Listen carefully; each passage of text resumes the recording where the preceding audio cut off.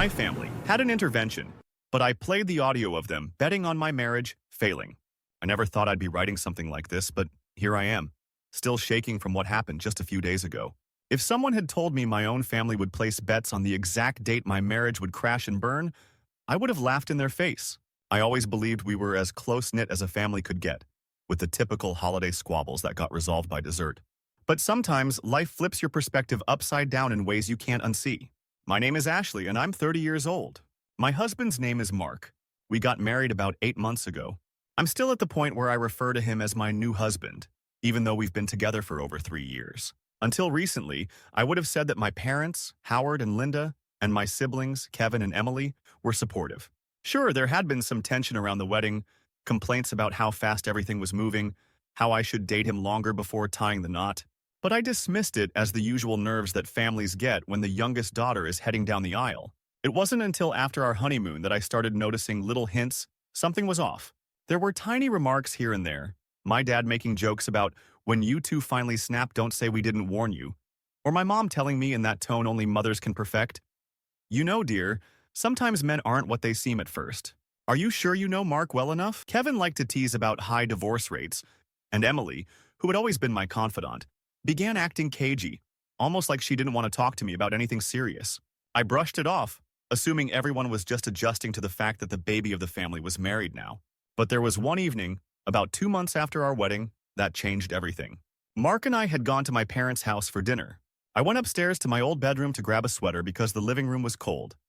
My mom always cranks the AC way too high. On the way, I heard voices coming from my brother Kevin's old room, which has basically become a storage area at this point. I recognized Kevin's voice and my dad's, and they were chuckling about something. The door was half open, so I paused. I know I shouldn't have eavesdropped, but something about their tone made me hesitate. My dad said, "I'm telling you, he's not going to make it more than 6 months. It's already been 2, so mark my words, by the time we hit Christmas, she'll be filing papers." Kevin laughed and said, "Nah, I give them a year. Mark's stubborn, but Ashley's no pushover. She'll try to hold on longer." The casualness of their betting made my heart drop. It was like they were talking about a sports game or a TV show. They were wagering on how quickly my marriage would collapse. I swear for a moment I forgot to breathe. The conversation kept going, but I couldn't even process the rest. I heard Kevin mention that mom was leaning toward 8 months, but that she didn't want to say it out loud in front of me. When my dad chuckled in agreement, something inside me broke. I know some people have tough family dynamics, but this was so out of left field for me that I felt physically sick. I backed away quietly, then rushed downstairs, faking a sudden headache to Mark so we could leave early. That night, after we got home, I told him everything. He looked as stunned as I felt. For a good 5 minutes, he just hugged me on the couch while I tried not to cry. My mind was spiraling. Why would my own family do this? Did they hate Mark, or did they just think I was so naive that I'd chosen the wrong man? I managed to keep the tears at bay, but my hands were shaking. Mark kept asking if I wanted to confront them, and I said no, not yet. I didn't want to storm back in there with no proof, only to have them gaslight me or claim I misunderstood. So, I did something I never thought I'd do. I started recording them. Not constantly, but whenever we went back to my parents' place, I'd keep my phone's voice recorder on. I hated the idea of it. It felt sneaky, invasive, and plain wrong. But I was desperate to confirm that I hadn't imagined what I heard. During the next family gathering, Kevin wasn't there. He'd apparently gone out with friends. So it was just me, Mark, my parents, and Emily. My mom was cheerful, offering Mark a second helping of mashed potatoes, making small talk about the house we were fixing up. But I noticed the tension beneath her smile, like she was forcing herself to seem supportive. My dad, meanwhile, zeroed in on Mark's job, asking pointed questions about his salary, his promotion prospects, and if he had any outstanding student loans. It was horribly rude. Emily barely spoke at all, picking at her plate and occasionally glancing at me with guilt in her eyes. As soon as we got in the car to drive home, I stopped the recording and played it back through the speaker. My mother and father's voices were audible, but they were mostly just talking about the job thing, nothing about the bet. I thought maybe they were done with that nonsense, or maybe they were just more careful. But the next time I visited, when Mark couldn't make it, my phone captured a different story. After dinner, I lingered in the living room with my mom while Dad and Kevin were in the kitchen cleaning up. Emily had gone to the backyard to take a call. My mom opened a bottle of wine, poured herself a glass, and started lamenting in a low voice about how Ashley's going to learn the hard way. She always rushes into these things. I felt a little prickle at the back of my neck. I asked, What do you mean I rush? She brushed it off, saying, Oh, sweetie, you know you jump in with both feet when you're in love. I just want you to keep your eyes open. Yeah. Her tone wasn't exactly hostile, so I let it slide. But less than 15 minutes later, once she thought I was busy tidying up the living room, I caught a snippet of her speaking to Kevin in hushed tones. She said something like, I'm telling you, next year this time, she'll be back in this house alone. Kevin made a little humming noise, then said, Dad's giving them until Christmas. I guess we'll see who wins. Right then, I wanted to spin around and scream at them. But my heart was racing so fast that I thought I might pass out. I stood there, breath caught in my throat, forcing myself to stay quiet for the sake of that recording. I needed the proof. The casualness in their voices was unreal, like they weren't talking about me at all, but about characters in a show they were sure would break up by the season finale. When I got home and actually played back the audio, I was so upset that I started shaking. The words were clear as day, and there was no room for misinterpretation. My own mother and brother were gambling on my heartbreak.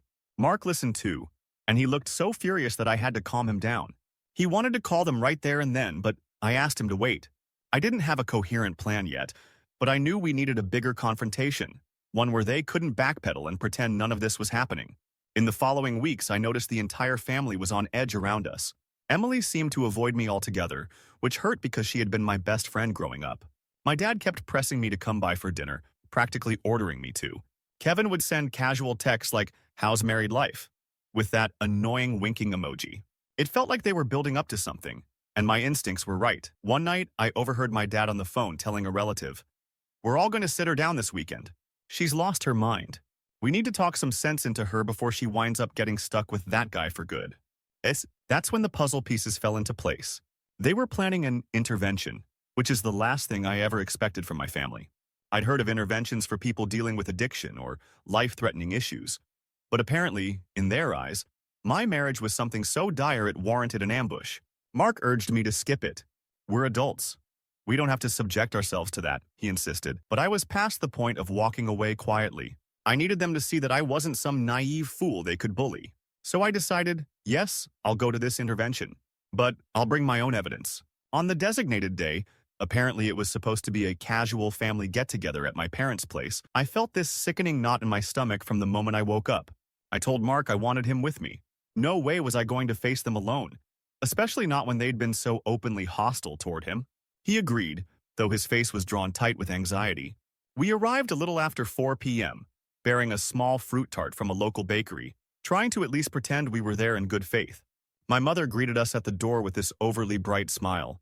Ashley, honey, so glad you came, she said, hugging me stiffly. My dad was sitting in the living room, arms crossed, no sign of warmth in his expression. Kevin was sprawled on the couch, fiddling with his phone, while Emily stood by the window, eyes darting around like she wanted to be anywhere but here. The air felt heavy, suffocating. We all moved to the dining room table, and the conversation started with forced small talk about the weather and some new neighbors down the street. But it lasted about 5 minutes before my dad cleared his throat and said, Ashley, we asked you here because we need to have a serious conversation. This can't wait any longer.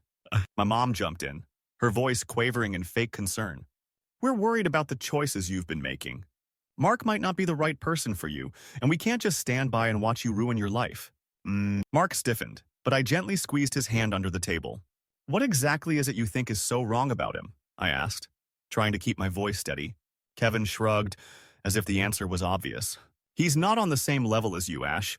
You've always been ambitious, and no offense, Mark, but you seem content just coasting. Plus, you barely make time for us since you got married. It's weird. So, I almost laughed at how ridiculous that sounded. I barely make time for you because anytime I do, you treat my husband like trash, I snapped. And how would you know if Mark is ambitious or not? Have you bothered to talk to him about his plans, his career goals, or do you just assume you know everything? Emily mumbled something, but it was too quiet to hear. My mom just pressed her lips together in that stern way she does when I've disappointed her. My dad decided to drop the bomb. We're telling you this for your own good. Marriages like this don't last. He's already showing signs. I cut him off, my heart pounding so loud I could feel it in my ears. Signs of what, Dad? Being a caring husband who respects my decisions. Or do you mean signs of not kissing your ass for approval? He scoffed, and Mom tried to placate him with a pat on the arm. Ashley, she said in this condescending tone, we're trying to open your eyes. We've seen it time and time again.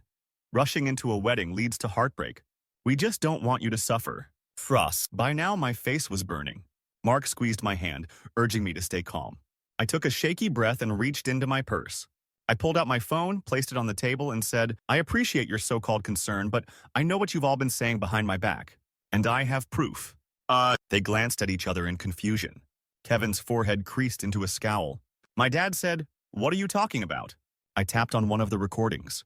The first few seconds were muffled, and then my dad's voice came through loud and clear. She'll come crying back home by Christmas, mark my words. I'm putting down $50 on it. Mom's voice followed. No, I think by next summer. She's too stubborn to quit that fast. Kevin chimed in. I'll go with 6 months. That's enough time for them to realize they screwed up.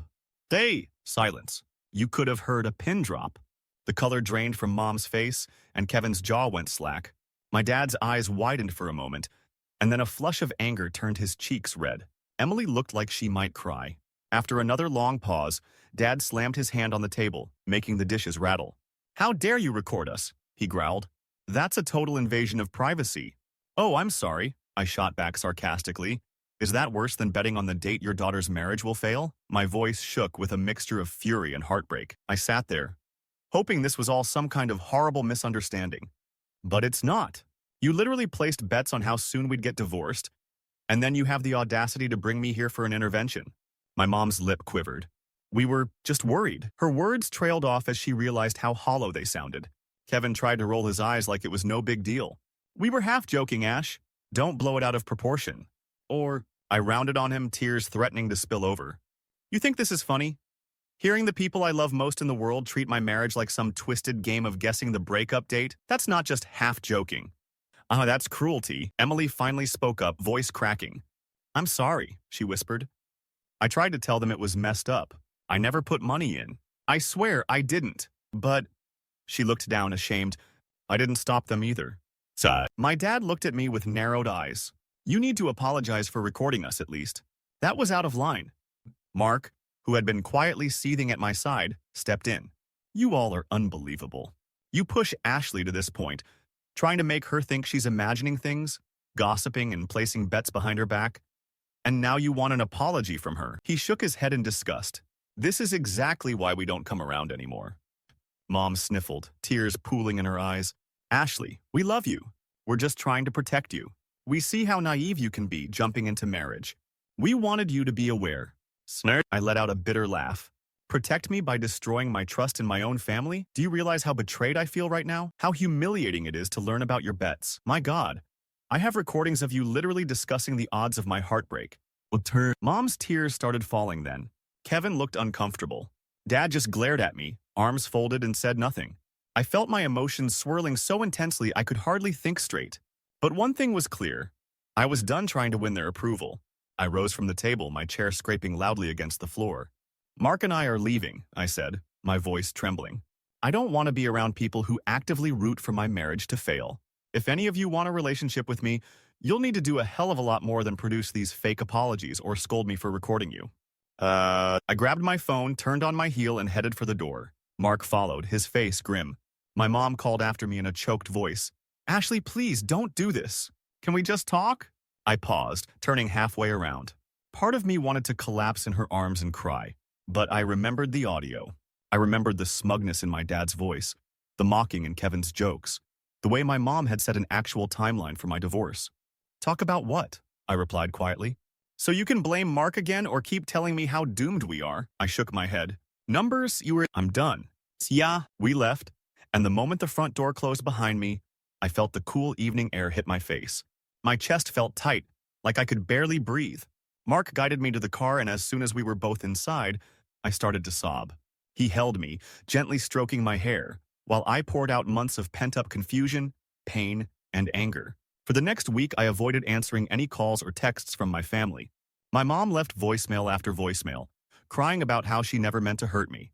My dad emailed me a long, scolding letter about how it's disrespectful to spy on your parents. Kevin tried to joke in a text. Okay, so maybe it was in poor taste.